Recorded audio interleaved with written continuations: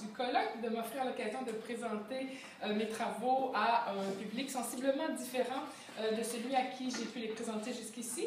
Merci aussi aux gens de la technique que j'ai achevé de ce colloque et qui me permettent de parler debout en ayant mon PowerPoint. Donc voilà, c'est un colloque techno-flexible, c'est très apprécié. Merci tout le monde. J'aurais plusieurs remarques préliminaires, mais comme je suis déjà un peu longue, je les garde pour les questions et commentaires échanges à la fin. Donc, toutes sortes de liens que j'ai pu faire avec les présentations qui ont eu lieu jusqu'ici. Et je plonge d'entrée de jeu, autrement, je sais déjà que je manquerai de temps. Donc, je vous présente aujourd'hui une partie des résultats d'une recherche que je mène depuis un certain temps déjà sur les préférences musicales des lectrices du Bulletin des agriculteurs dans les années 40. Il s'agit d'une recherche-action qui m'a mené à suivre une piste singulière tracée par des sources à la fois riches et lacunaires et à tenter d'expliquer le rapport à la chanson et plus largement à la culture de la communauté bien discrète qu'elle permet de circonscrire, celle des jeunes filles canadiennes-françaises dans les années 40. J'ai résolu de présenter ce cas en partant des demandes de chansons et de procéder ensuite par cercles concentriques de plus en plus larges. Cela m'a conduit à retenir les étapes suivantes qui structurent ma présentation d'aujourd'hui: les demandes, soit les chansons, la communauté qu'elle constitue, en quelques statistiques, la place et la spécificité de cette communauté d'auditrices au sein de l'espace social, le repérage, enfin, de motifs transversaux, ceux du voyage et de la danse, et leur place dans la cartographie de l'imaginaire culturel canadien-français des années 40. En somme, ce parcours va de la constitution d'une communauté à la cristallisation d'un imaginaire qui en incarne les valeurs et les aspirations. Les demandes. Les préférences musicales des lectrices du Bulletin des agriculteurs. Je vous montre quelques pages couverture pour vous montrer qu'il n'est pas question de machinerie agricole ou d'agronomie. Donc, les préférences de notre projet émergent assez anecdotiquement d'une source inusitée. C'est la rubrique, je montre quelques couvertures, mais sans m'y attarder. Ça vous fait valoir l'aspect féminin de ce périodique. Cette chasseuse de canards qui se met du rouge à lèvres, ou encore cette jeune fille avec un chien. Et c'est la margarine a justifié nos craintes que je voulais bien sûr vous présenter. Donc, nos préférences musicales arrive dans un contexte particulier, celui d'une rubrique qui apparaît dans la section « Votre domaine, madame » du magazine, donc qui est destinée aux épouses et aux filles des agriculteurs. Les fameuses demandes de chansons, vous voyez en haut, là, bien sûr vous êtes habitués aux trucs contemporains, aux choses modernes, mais ici on a une mise en page assez rudimentaire. Vous voyez que ce sont les demandes de nos abonnés. C'était une page récurrente et que progressivement, la popularité des demandes de chansons est telle qu'on en vient à former une rubrique distincte. Donc, cette liste est une liste de chansons qu'on demande. Le volume des demandes de chansons est quant à lui significatif. Je vous en dresse un petit tableau ici. On en a compilé 28 000 en tout pour la décennie ou à peu près. Chaque demande contient le nom de la demandeuse, bien qu'il y ait quelques demandeurs, son sexe, son statut civil, s'il s'agit d'une femme, le lieu où elle habite et le titre d'une chanson qu'elle demande, entre guillemets. Les résultats compilés nous ont permis d'établir le palmarès d'une 60aine de chansons les plus demandées, que nous avons pour la plupart retracées, documentées et analysées. Donc ça, c'était l'étape initiale, c'était un projet pour travailler sur la chanson. Compte tenu de la problématique du colloque, je ne commenterai que très peu la liste des chansons les plus demandées et plutôt que de vous présenter les 60 et vous passeriez les 20 minutes suivantes à lire, je vous présente les chansons les plus demandées pour quelques années. J'en ai pour 1940, ça vous donne quelques exemples, dont je parlerai brièvement vers la fin de ma communication. Le bonheur est entré dans mon cœur, le bateau des îles, j'attendrai, qui est bien connu, viens au bal de l'amour si tu reviens, le plus beau refrain de la vie, etc., etc. Je vous laisse deviner à quoi peuvent ressembler ces chansons. En 42, on sent quand même la guerre, mon petit kaki, l'armée et la marine, il est parti mon soldat. Et finalement, on voit émerger un petit peu est-ce qu'on le voit dans ça? Oui, c'était une orpheline, enterrez-moi dans la prairie, des versions western en français de chansons populaires américaines. Bon. Donc, je passe outre la liste des 60 de manière exhaustive, de même que je passe outre un nombre de remarques qui seraient nécessaires de formuler pour en traiter. Une partie de ce travail se trouve par ailleurs déjà dans les articles que j'ai publiés sur ces recherches-là. C'est donc uniquement, ou en tout cas le plus possible, sous l'angle de la communauté que le corpus des 60 chansons m'intéresse aujourd'hui. Un des premiers constats qui s'impose pour parler de ces chansons les plus demandées vient du contraste qui s'esquisse entre les 60 chansons et les sources secondes les plus usuelles à propos de la chanson québécoise des années 40. Ces années demeurent à ce jour un pan somme toute négligé de l'histoire de la chanson québécoise. Je vous épargne l'énumération des articles et des ouvrages qui traitent de la chanson des années 40, ce serait trop long, mais je vous demande de me croire sur parole. L'histoire de notre passé musical populaire nous est surtout racontée sous une lorgnette nationaliste, avec un point de rupture, un point de bascule assez classique autour des années 60, moment à partir duquel il semble être possible d'être à la fois nationaliste et moderne, avant le yéyé, point de salut. L'autre grand filon interprétatif, un peu plus tardif celui-là, est celui qui raconte l'autonomisation progressive du champ de la musique populaire, celui donc qui en vient à consacrer la légitimité des auteurs, compositeurs, interprètes au sein de l'espace de la musique populaire. Donc, pour vous donner un exemple de ce discours second et du type de chanson qu'il valorise, j'ai pensé vous faire entendre un bref extrait de La Bolduc qui représente ce moment qu'on valorise parce que c'est notre première, prétendument, auteur, compositeur, interprète. Donc, il y a longtemps que je couche par terre. Il y a longtemps que je couche par terre, je vais coucher dans mon lit ce soir, ma croyable est déchirée. N'importe qui me voulait raconter, si j'étais fortunée, j'envoierais des coups. Ce sont seulement des extraits de 30 secondes, ne vous inquiétez pas. Je peux même parler pendant la fin de l'extrait. Donc, mais dans les 60 chansons, aucune chanson de La Bolduc. Attendez, j'ai manqué un petit bout. Voilà. Donc, même sans vous faire écouter les 60 chansons, je vous demande encore une fois de me faire confiance. On trouve assez peu de nationalisme dans la mesure où La Bolduc est surtout valorisée comme auteur, compositeur, interprète et non pas pour avoir fait la promotion du nationalisme. Assez peu de légitimité dans cette chanson-là, donc vous avez regardé quelques titres. Si vous êtes un amateur, vous avez reconnu au passage quelques titres du Soldat Lebrun, mais autrement, assez peu de chansons qui étaient connues. Ce décalage entre les sources premières, donc mes 28 000 demandes de chansons, et les sources secondes des années 40 qui n'en tiennent jamais compte, créait d'entrée de jeu l'attention qui a stimulé ma curiosité culturelle et intellectuelle. Ces chansons les plus demandées ne figurant à peu près pas dans les sources secondes, qui les demandait et comment comprendre cet écart.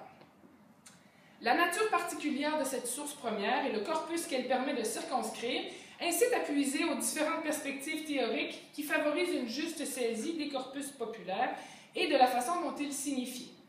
L'ancrage de ma réflexion dans les travaux de Pierre Bourdieu sur le goût, bien sûr, et dans les réflexions récentes qui les prolongent, je pense ici aux travaux de Friedman, Olivier, etc., s'avère bien sûr déterminant. Ma démarche s'inscrit également dans les perspectives des études et de l'histoire culturelle, se place d'emblée de jeu en marge des critères traditionnels de la valeur et de la légitimité pour explorer de manière privilégiée, les marges et les pratiques culturelles d'évaluer. Le travail pionnier de Richard Hogarth sur les cultures des classes populaires en Angleterre balise déjà efficacement la façon dont les pratiques culturelles s'insèrent dans l'ensemble du mode de vie d'un groupe social et la pérennité de certains usages malgré les transformations de la société industrielle. La contribution de Michel de Certeau dans l'invention du quotidien et notamment sa conception de la, et je le cite, culture commune et quotidienne en tant qu'elle est appropriation ou réappropriation, fin de la citation, le conduit pour sa part à puiser à l'histoire, à la philosophie, à l'anthropologie et à la linguistique, entre autres, des outils qu'il mettra au service des pratiques culturelles les moins visibles, habiter, cuisiner.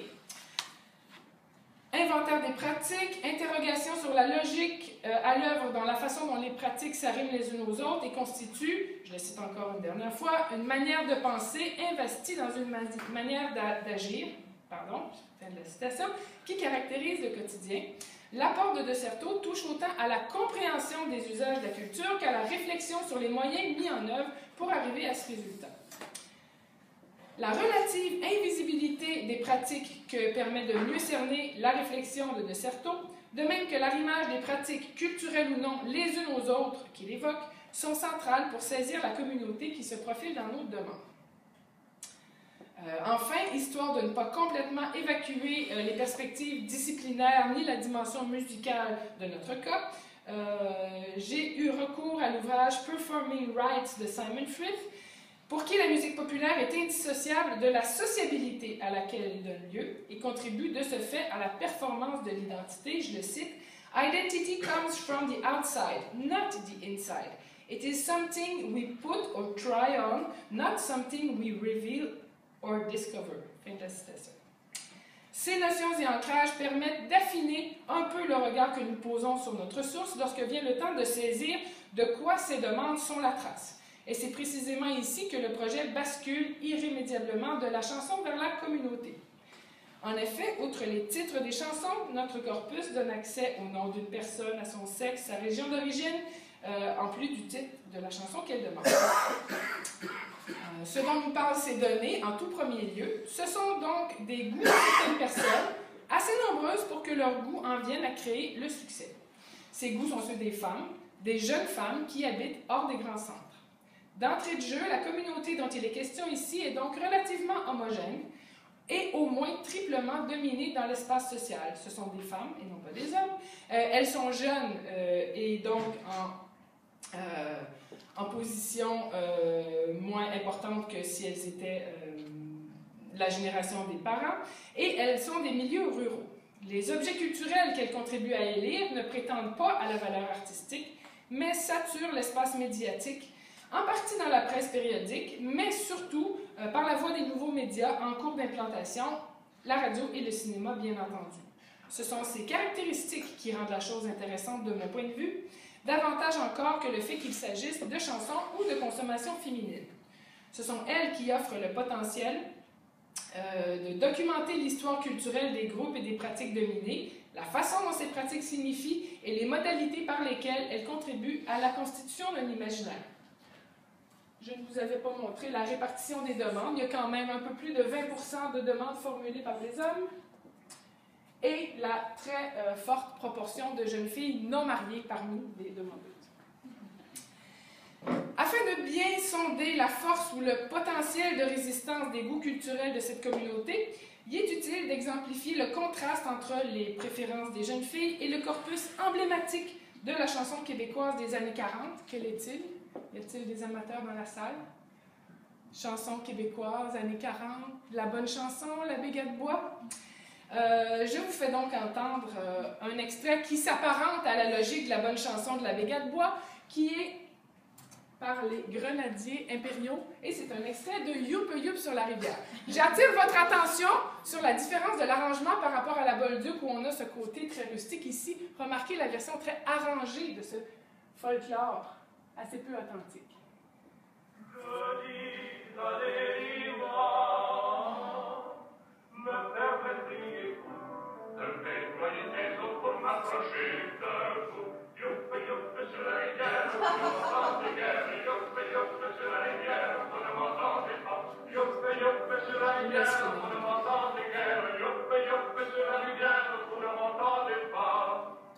Donc, voici ce dont il est question dans les sources secondes les plus usuelles sur la chanson québécoise des années 40. L'ouvrage que Jean-Nicolas de Surmont a consacré à la bonne chanson, qui s'avère en fait une vaste entreprise de commercialisation d'un folklore édulcoré dans un contexte où l'on souhaite contrer les influences jugées néfastes de la musique américaine, qui constitue un péril culturel, parce qu'elle est en anglais, et de la chansonnette française, qui constitue un péril moral, bien sûr, laisse dans l'ombre ce répertoire envahissant et discrédité qui sert à justifier l'entreprise de Galbois. Et c'est bien cette mauvaise chanson qui intéresse nos jeunes filles. Je vous fais entendre 2 extraits pour que vous puissiez apprécier la différence avec les Grenadiers impériaux interprétant Youp Youp sur la rivière. Donc, la fameuse chanson J'attendrai.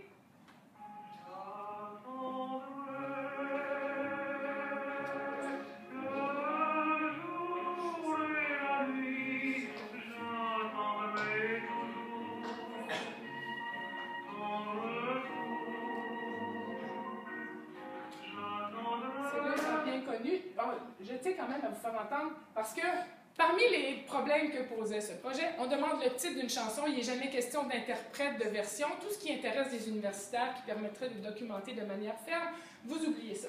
Donc, on a parfois 25 versions de la même chanson la même année, et on se sert en fait de ça comme indice de la popularité aussi. Donc, pour que vous puissiez apprécier la réappropriation canadienne-française, brièvement, une version de Ludovic Hubert.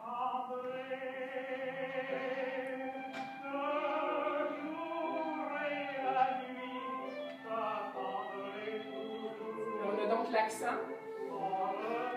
Ça, c'est le début du corpus, et très brièvement, version cette fois d'une chanson américaine. Bon,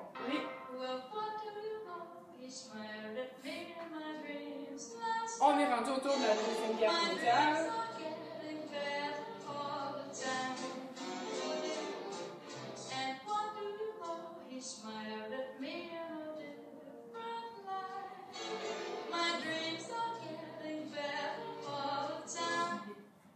Et la version en français d'Alice Robbie.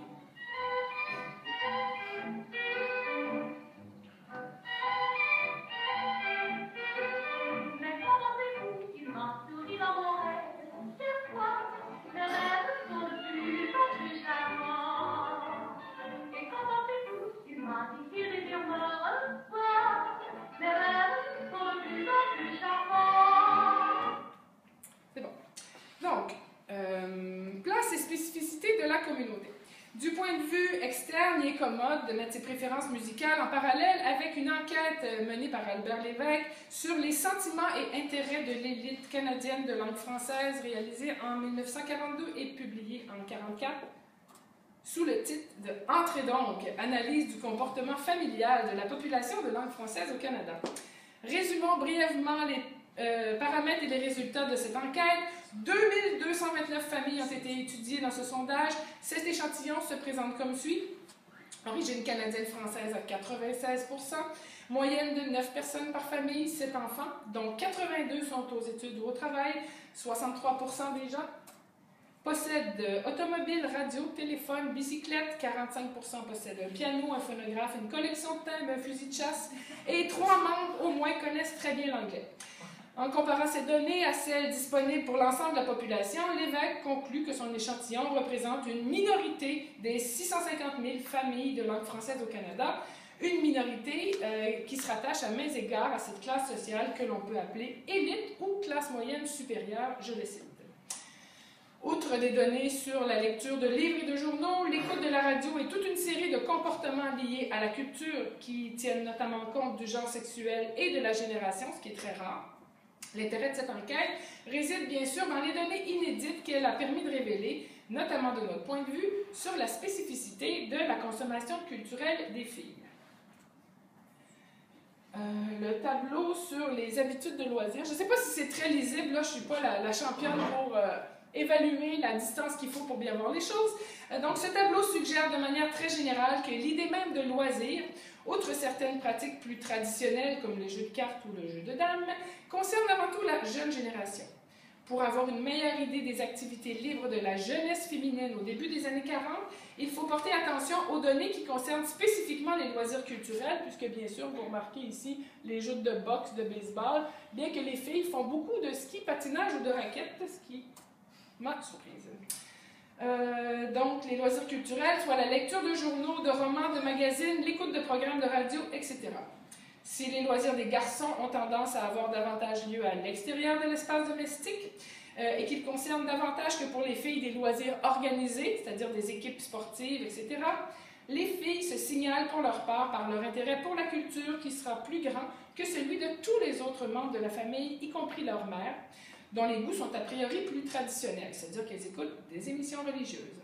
C'est tout particulièrement l'écoute d'émissions de radio, dites récréatives, qui caractérisent les jeunes filles, et plus spécifiquement encore, leur goût pour ces émissions est dominé par celles qui font entendre de la chansonnette française qu'elles écoutent pour près de 20 points de pourcentage de plus que leur mère et leurs frères.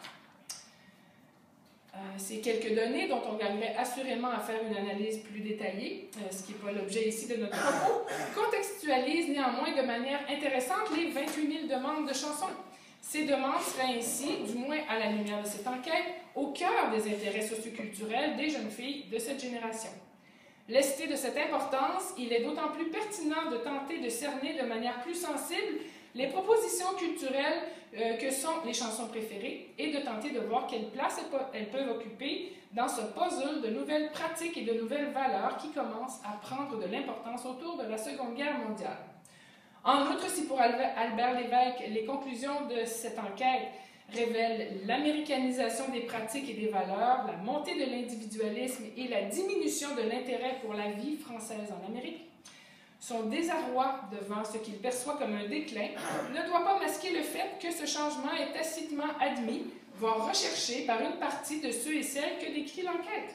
Toutefois, cette aspiration au changement ne prend pas tout à fait la forme de manifeste révolutionnaire. Je passe maintenant au motif du voyage et de la danse. La question de l'amour et de la mise en place d'un idéal romantique amoureux dans les chansons est bien sûr incontournable. La modernité que la mise en scène du sentiment amoureux introduit par ces chansons dépasse largement l'assouplissement de la morale auquel on le lit plus souvent. Sur le plan des valeurs, l'expression d'un idéal amoureux est également un renforcement d'une volonté individuelle, une promotion de valeurs intimes qui tendent à gagner de l'importance au sein d'un ensemble de règles et de valeurs socio-culturelles qui traditionnellement étaient davantage orientées en fonction de l'intérêt de la collectivité. On peut ainsi considérer que, pour une part, l'importance prise par l'expression des émois amoureux dans le répertoire de la chanson sentimentale tient d'une renégociation des relations individuelles et sociales. Je vous passe l'analyse de plusieurs exemples. Entre autres, on n'a pas tous les jours 20 ans, mais en gros, on peut synthétiser ces analyses plus détaillées par « Bye bye, travail, famille, patrie ». Plusieurs chansons présentent différents aspects qui se réfèrent aux loisirs, aux sorties, aux rencontres, aux voyages. Se démarquent d'abord les allusions au bateau, au voyage, comme dans « Je rêve au fil de l'eau, le bateau des îles sur mon joli bateau ».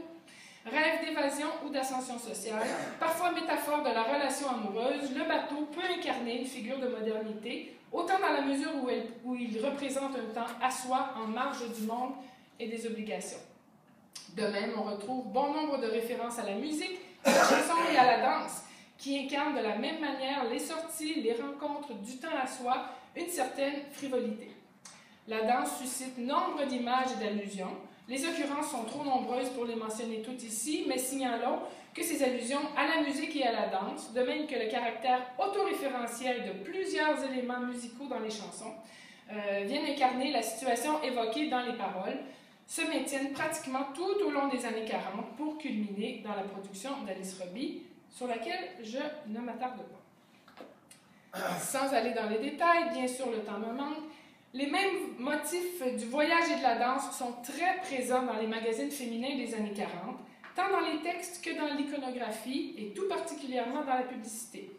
Cette fois s'ajoute un élément générationnel important, une rupture générationnelle. La culture des jeunes filles dans les années 40 devient très nettement distincte de la culture de leur mère. L'événement se produit au moment même où se généralise dans l'ensemble de l'espace social le passage de valeurs plus collectives à des valeurs plus individuelles. Ce passage saisit en quelque sorte l'occasion de l'émergence d'une nouvelle génération pour minimiser l'effet de rupture, le naturaliser en quelque sorte par la filiation, mais il semble néanmoins tenir pour acquise une rupture avec la tradition, l'héritage. Ce sont surtout les traces de la consolidation de ce nouvel imaginaire qui sont perceptibles dans la sphère médiatique et qui façonnent l'acceptabilité d'un élargissement des possibles féminins sur plusieurs plans. Ici, il faudrait faire l'inventaire de beaucoup d'articles, mais c'est pour les filles surtout qu'on revendique le droit aux études, à de nouvelles perspectives professionnelles, à des loisirs et de nouveaux modèles amoureux. Les mères restent plus conservatrices, mais revendiquent et contribuent à rendre la chose acceptable pour leurs filles. Ceci fait du public féminin un moteur de développement de la culture commune, en particulier dans les domaines de la fiction et du divertissement. En reconstituant une partie de l'univers culturel d'une nouvelle génération de filles, c'est toute la culture moyenne, médiatique, empathique, mercantile qui prend dans les années 40 sa configuration moderne. Je conclus. Merci, Madame la Présidente, de m'avoir pas trop alertée. La saisie de notre corpus, sous l'angle de la communauté et de l'imaginaire qu'elle en vient apporter, s'avère au terme de travaux qui se sont étalés sur de nombreuses années, la perspective la plus juste pour rendre compte de la mutation culturelle à l'œuvre dans les années 40. Mutation qui va bien au-delà de la question des femmes, de la chanson et de la révolution médiatique, mais qui en même temps est très exactement rendue possible par la convergence de ces éléments. D'autre part, cette communauté est la notion la mieux à même de restituer à ce vaste ensemble une relative, sinon unité, du moins quelque chose comme une force centripète qui organise, arrime le social et le culturel.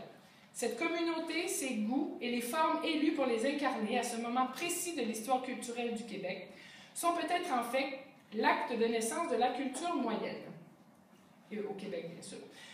Plus encore que la culture populaire ou la culture légitime, la culture moyenne concerne les pratiques culturelles d'un groupe en pleine ascension sociale, groupe dont les goûts culturels heurtent ceux qui sont considérés comme légitimes, tant d'un point de vue plus traditionnel et dans un champ culturel hétéronome que dans une perspective plus moderne et dans un champ autonome où les dimensions formelles et esthétiques en viennent à dominer. Goût donc qui contribue à façonner la place de cette nouvelle classe moyenne dans l'espace social autant que dans l'imaginaire culturel. Les travaux récents de Nicolas Humble et Beth Driscoll ouvrent à cet égard une piste fertile, inséparable de l'idée de communauté.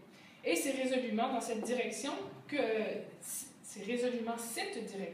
que nous prendrons pour faire la synthèse de nos recherches. Merci.